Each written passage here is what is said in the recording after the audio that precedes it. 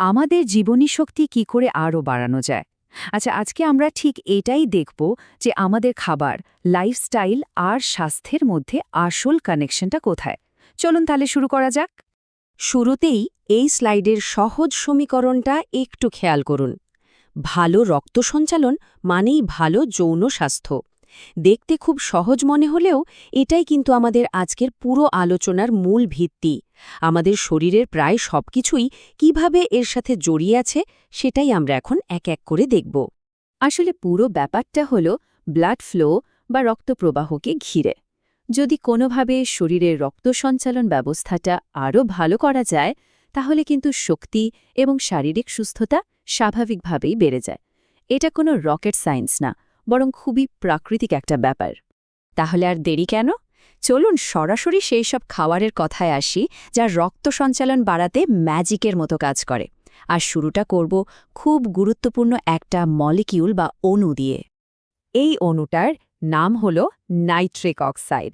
একদম সহজ করে বললে এর কাজ হল আমাদের রক্তনালীগুলোকে রিল্যাক্স করা আর একটু প্রশস্ত করে দেওয়া।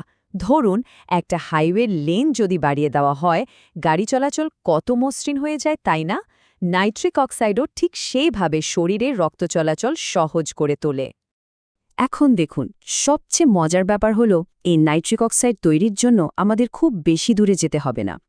বিটরুট, পালং শাক, লাল শাক বা লেটুসের মতো সাধারণ শাকসবজিগুলোই হল এর আসল পাওয়ার হাউস। এই খাবারগুলো শরীরে নাইট্রিক অক্সাইড বাড়ায়, যা ভালো ইরেকশনের জন্য সরাসরি সাহায্য করে।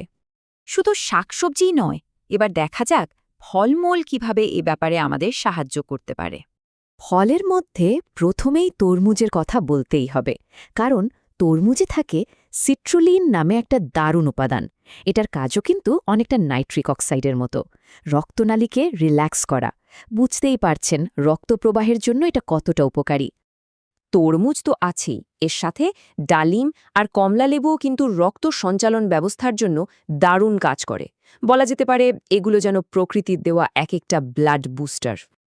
আর এখানে দেখুন আরও দুটি শক্তিশালী খাবারের কথা। একদিকে আছে ডার্ক চকলেট, যার মধ্যে থাকা ফ্লাভোনয়েড রক্তপ্রবাহ বাড়াতে সাহায্য করে। তবে হ্যাঁ, এটা কিন্তু পরিমিত পরিমাণে খেতে হবে। আর অন্যদিকে আছে রসুন, যা ব্লাড প্রেশার কমানোর পাশাপাশি রক্ত সঞ্চালনও বাড়িয়ে দেয়। আচ্ছা, খাবার তো হলো, এবার তাহলে এমন কিছু জরুরি ফ্যাট আর নিউট্রিয়েন্টসের কথায় আসা যাক যেগুলো আমাদের জীবনী শক্তির জন্য বিল্ডিং ব্লকের মতো কাজ করে।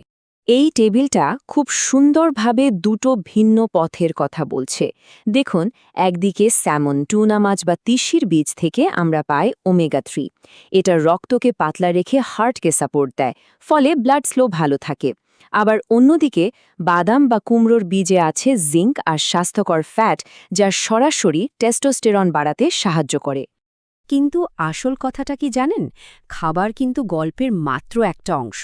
এর থেকেও বড় আর প্রভাবশালী ফ্যাক্টর হলো আমাদের লাইফস্টাইল বা জীবনযাত্রার অভ্যাস। মানে ভালো কিছু করার আগে জানা দরকার কোনটা করলে সব চেষ্টাই মাঠে মারা যাবে।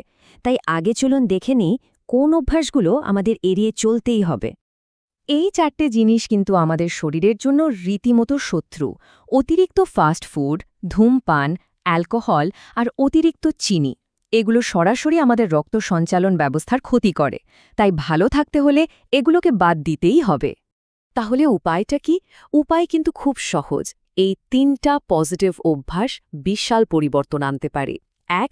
নিয়মিত ব্যায়াম, যা সরাসরি ব্লাড ফ্লো বাড়ায়। ২. প্রতিদিন ৭-৮ ঘণ্টা ঘুম, যা শরীরকে রিকভার করতে আর হরমোনের ভারসাম্য ঠিক রাখতে জরুরি। আর ৩ নম্বর হল স্ট্রেস কমানো। তবে এখানে একটা ছোট্ট কিন্তু খুব জরুরি কথা আছে।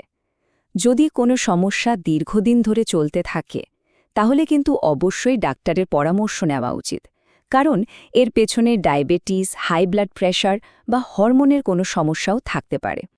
তার মানে সব আলোচনার সারমর্ম হল এটাই, প্রাকৃতিক খাবারের সাথে একটা ভালো লাইফস্টাইল যোগ করা।